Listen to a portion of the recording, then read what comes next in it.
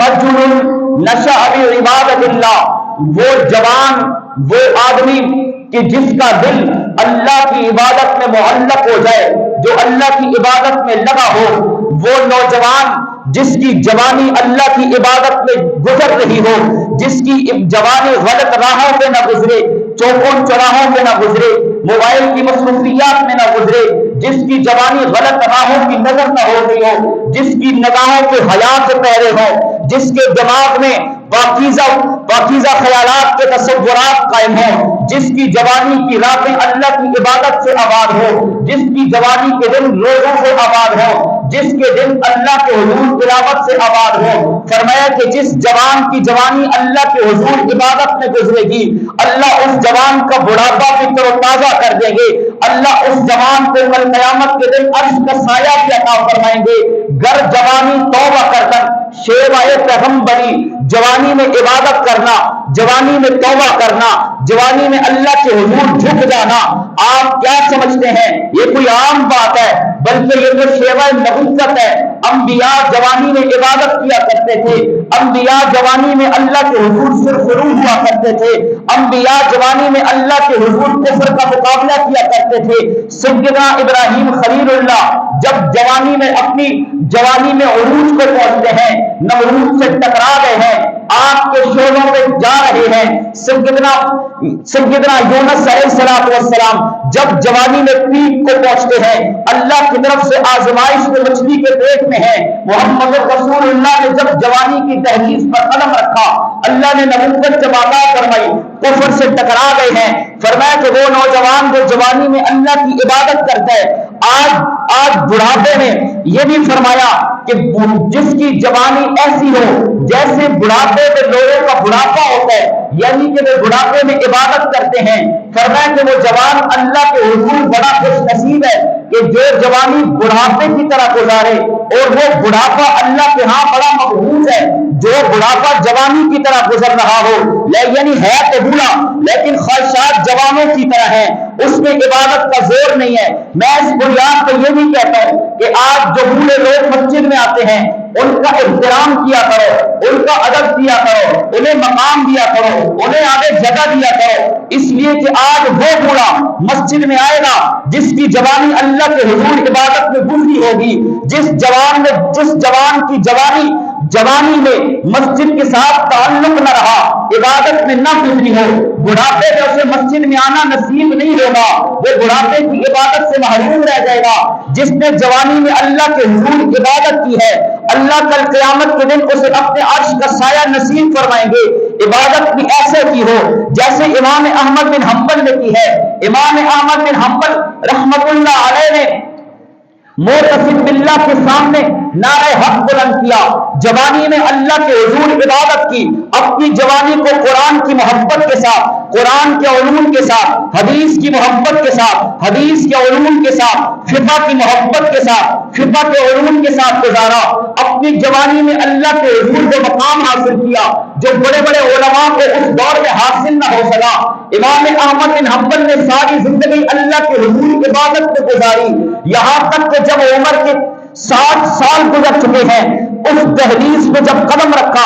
بوڑھے ہو چکے ہیں، اس دور میں ایک فتنہ اٹھا، اس فتنے کے فتنہ خلق قرآن کے نام سے یاد کیا جاتا ہے۔ معتزلہ کا فتنہ بہت شدید ترین فتنہ تھا۔ معتصم باللہ کے دور حکمرانی میں معتزلہ لوگوں نے یہ کہا، جو معتزلی تھے ان کا یہ عقیدہ تھا کہ اس کائنات میں ساری چیزیں اللہ کی مخلوق ہے، جیسے ساری کائنات اللہ کی مخلوق ہے ویسے قرآن بھی اللہ کی مخلوق ہے، جیسی ساری کائنات حادث ہے ویسے قرآن بھی حادث ہے۔ لیکن امام احمد بن حنبل اہل سنت والجماعت کے مقتدر علماء میں سے ہیں، انہوں نے اہل سنت والجماعت کا عقیدہ اور نظریہ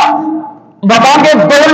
بادشاہ وقت کے سامنے رکھا اور کہا کہ ساری کائنات تو اللہ کی مخلوق ہے، لیکن قرآن اللہ کی مخلوق نہیں ہے۔ ساری کائنات کو فنا آئے گی لیکن قرآن کو فنا نہیں ہے، قرآن اللہ کا کلام ہے، اور جو اللہ اللہ کا کلام ہو، اللہ کی زبان مقدس سے ظاہر ہو رہا ہو، وہ اللہ کی مخلوق نہیں ہے، اللہ کی صفت ہے، اور صفات پہ زبان نہیں آتا، صفات پہ دوام ہوگا، قرآن پہ دوام ہوگا، قرآن قیامت قائم ہو جائے گی، مخلوق فنا ہو جائے گی، قرآن فنا نہیں ہوگا۔ قرآن اللہ کی مخلوق نہیں ہے بلکہ اللہ کا کلام ہے، اللہ کی صفت ہے۔ اس نے کہا نہیں قرآن اللہ کی مخلوق ہے، میدان سجا لیا گیا، امام احمد بن حنبل کو بلایا گیا، امام احمد بن حنبل بڑھاپے کے عالم میں ہے، اہل سنت والجماعت کا نظریہ اور عقیدہ بیان کرنے کے لیے آتے ہیں، اور یاد رکھیے گا تاریخ کے صفحات کو اٹھا کر دیکھ لیجئے، روز اول سے لے کر آج تک جس دور میں جس فتنے نے سب اٹھایا ہے، اس فتنے کا مقابلہ کرنے کے لیے اور اتنا میدان میں کوئی نہیں لایا جتنا ان چٹائیوں پہ بیٹھنے والے علماء نے ان فتنوں کی سردیری کی ہے، بادشاہوں سے ٹکرے بھی ہیں، حکمرانوں سے ٹکرا گئے ہیں، سلطنتوں سے ٹکرا گئے ہیں، جہاد کا کلمہ بلند کیا ہے، نعرہ تکبیر بلند کیا ہے۔ جب امت کی کشتی اسلام پر فتنوں کی جلغار ہوئی ہے، علماء وقت اٹھے ہیں، ان فتنوں سے اسلام کی کشتی کو نکال کر ساحل پر کنار کیا ہے۔ امام احمد بن حنبل میدان میں آتے ہیں، اس دوران ایک شخص دوڑتا ہوا آیا، بڑے قد قامت والا، اور کہا کہ امام وقت آپ مجھے جانتے ہیں؟ فرمایا کہ کون ہے تم؟ فرمایا میں ابو الہیثم ہوں، جیل کے زندانوں میں آپ کا ساتھی تھا، میں بغداد کا سب سے بڑا نامور ڈاکو ہوں،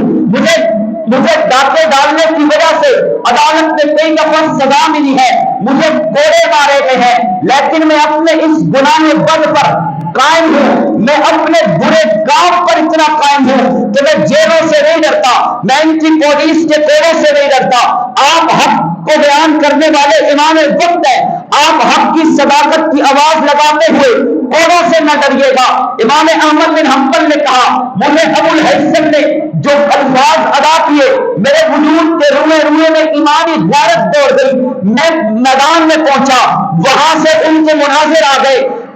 معتصم باللہ مد مقابل میں ہے، اس نے کہا کہ ہے کوئی شخص جو امام وقت کو کوڑے مارے اور کوڑے مار کر ہلاک کر دے؟ ایک حبشی آگے آیا اور اس نے کہا کہ 10 کوڑے میرے اگر ہاتھی کو مارے جائیں، ہاتھی بھی مر جاتا ہے، میں امام وقت کو کوڑے لگاؤں گا۔ امام وقت احمد بن حنبل کو کوڑے لگنے شروع ہو گئے، اتنے کوڑے مارے گئے، آپ کے وجود سے چربی نکلنے لگی، آپ کے وجود کی بوٹیاں ہواؤں میں بکھرنے لگی، آپ کا خون زمین پہ بہنے لگا، کوڑے مارے گئے۔ لیکن امام احمد بن حنبل کرتے تھے، لیکن ابھی تک ان کی روح جسم میں تھی، دنیا سے وہ اس حال میں نہیں گئے ہیں۔ کوڑے لگتے ہوئے انہوں نے استقامت کا مظاہرہ کیا ہے، صبر کا مظاہرہ کیا ہے، آخر امام احمد بن حنبل کو چھوڑ دیا گیا، انہیں زندان میں قید کر دیا گیا۔ ایک وقت آیا امام احمد بن حنبل فوت ہوئے ہیں، تاریخ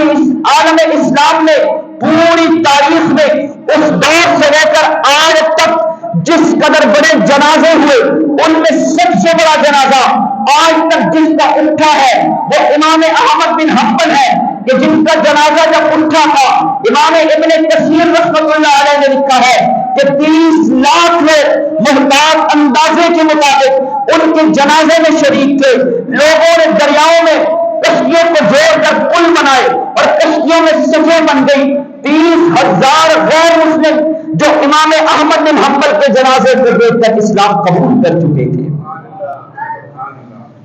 رجل نشأ بعبادت اللہ،